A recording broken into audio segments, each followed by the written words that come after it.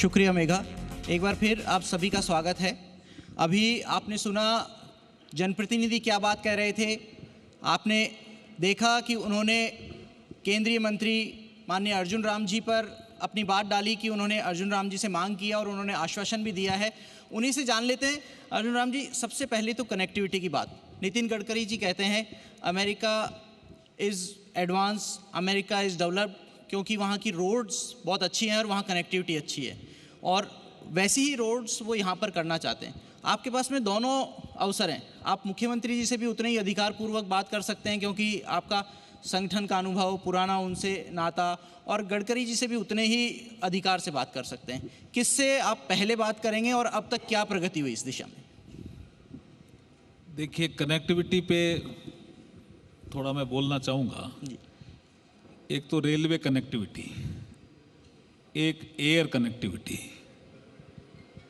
और एक road connectivity, और एक ऑप्टिकल फाइबर बिछाने का ओएफसी वाली जो ग्रामीण क्षेत्र में जो वो भी एक कनेक्टिविटी का ही पार्ट है, और एक पब्लिक कनेक्टिविटी, और एक पब्लिक कनेक्टिविटी। ये सब कनेक्टिविटी का ही पार्ट है। बिल्कुल।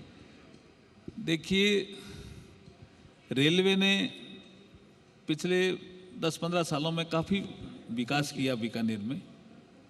कोई ऐसा शहर नहीं जो अब रेल से कनेक्ट नहीं है। बीकानेर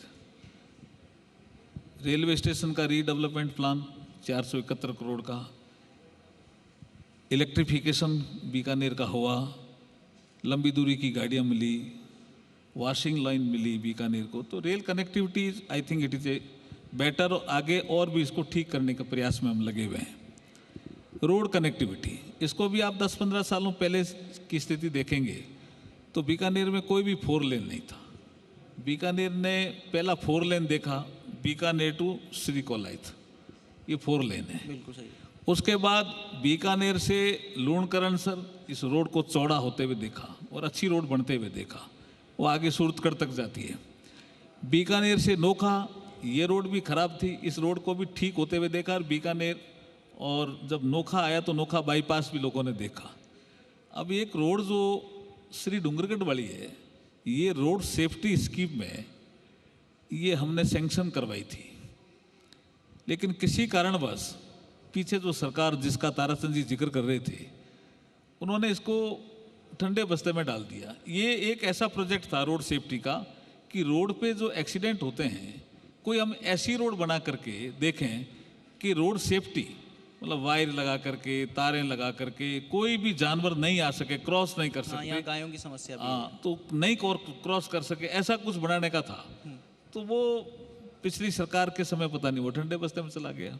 अब हम गडकरी जी से मिले तो हमने कहा, जब आप बीकानेर आए थे हमारे एक प्रोग्राम में, गडकरी जी यहाँ आए थे, उन्होंने ही उसको रोड सेफ्टी की घोषणा भी की थी। तो उन्होंने कहा यार 5 साल बीत गए। मैंने कहा वो पिछली सरकार ने तो पता नहीं, इसने देखा ये रोड सेफ्टी क्या है। मैं तो कई बार मिला भी था।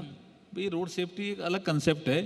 एक्सीडेंट कितने कम हो सकते हैं रोड सेफ्टी से, तो ये पायलट प्रोजेक्ट है। बिल्कुल, इसको आप करिए, लेकिन उसके बाद वो कर नहीं पाए। अब हमने इसको सीकर से पूरा 4 लेन ही ले रहे हैं, और इन प्रिंसिपल उन्होंने डीपीआर बनाने के लिए कह दिया है। तो बहुत जल्दी ये आपको 4 लेन इस एरिया में देखने को मिलेगा। 4 लेन मिल जाएगी। आपने एयर कनेक्टिविटी की बात की। एयर की भी कनेक्टिविटी यहाँ से हो गई है, एक फ़्लाइट दिल्ली से शुरू हो गई है, लेकिन यहाँ पर और विस्तार की संभावना है। आपने रेलवे कनेक्टिविटी की बात की, बताया 450 करोड़ रुपए के प्रोजेक्ट आए, लेकिन जब रेल आती है तो फाटक, और ये बरसों पुरानी समस्या है। स्थानीय लोग भी कई बार ऐसा लगता है कि नहीं चाहते उसका समाधान हो, क्योंकि कई बार लोगों का व्यापार प्रभावित होता है। बार एसोसिएशन का अपना अलग तर्क है। इसके लिए कोई ऐसा विकल्प हो सकता है कि स्टेशन बाहर कर दिया जाए, लेकिन वो भी लोगों को कितना स्वीकार्य होगा? सारे विकल्प तलाश लिए गए। ये अभी की समस्या नहीं है, वर्षों की समस्या है। हाँ। लेकिन अब एक विकल्प जो ठीक लग रहा है, रेलवे को भी ठीक लग रहा है, शायद जनता को भी ठीक लगेगा, कि लालगढ़ से बीकानेर के बीच में जो डबलिंग लाइन बिछेगी, तो जैसे ही डबलिंग का प्रस्ताव आएगा तो उसके बाद मुझे लगता है इसका करीब 80-85% समाधान हो जाएगा इस फाटकों की समस्या का। और डीआरएम इसके लिए एग्री है। हाई कोर्ट तक रिट इसकी लग गई। कभी आरओबी का प्रस्ताव गया, कभी RUB का गया, कभी कहा पानी भरेगा, कभी कहा ये मकान टूटेंगे, कभी कहा आंदोलन करेंगे। तो आपने ठीक कहा, किसी का कुछ हित है, किसी का कुछ हित है। लेकिन अब जो ये मुझे लगता है कि लालगढ़ और बीकानेर, देखिए बीकानेर की रेलवे स्टेशन को बाहर नहीं ले जाना चाहते बीकानेर के लोग, वो कह रहे हैं ये हमारी हेरिटेज है, ये भी एक विषय है, उससे जुड़ाव है इनका। अब बीकानेर की रेलवे स्टेशन भी रहे, वैसे भी 471 करोड़ रुपए का प्रोजेक्ट तो बीकानेर रेलवे स्टेशन का था, बाकी तो 25-30 हज़ार करोड़ रुपए रेलवे के प्रोजेक्ट में लगे हैं यहाँ। एक हम जो ग्रीन एक्सप्रेस हाईवे ले गए हैं, वो बीकानेर से गुजर रही है, वो अमृतसर से जामनगर जा रही है, वो 25,000 करोड़ की है। बिल्कुल। ये कई तरह के प्रोजेक्ट यहाँ कनेक्टिविटी के लिए आए हैं। लेकिन अब जो दोहरीकरण का जो काम होगा लालगढ़ से बीकानेर, तो मुझे लगता है इसका करीब करीब समस्या का समाधान हो जाएगा। अगर 10-15% बचा तो टेक्नोलॉजी का यूज करके 100% समाधान करेंगे रेलवे फाटकों की समस्या। बहुत बहुत अच्छी बात है ये बीकानेर